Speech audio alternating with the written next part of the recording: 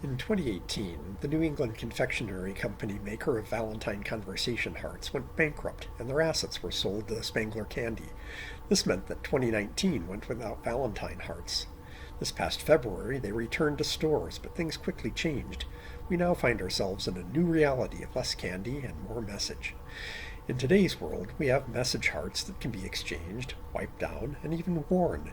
These can help you inform, flirt with, or even spurn fellow attendees of Zoom meetings. Suppose that someone is really into you, but you're not into them.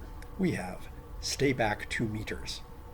Suppose you need to further tell them that they're never going to reach the end zone. We have friend zone is 12 feet. Suppose your suitor is a bit too much of a gift giver. Try put it on my porch. Maybe you would like to encourage things with someone who is your type. Try I like men with TP. Flattering someone else's appearance is a good way to flirt. Try your mask is sexy. Want to up your game? Try kiss me on Skype. Take your game to the next level. Try shelter in your place. Single parents are having a rough time right now. We have .mom in a .com world.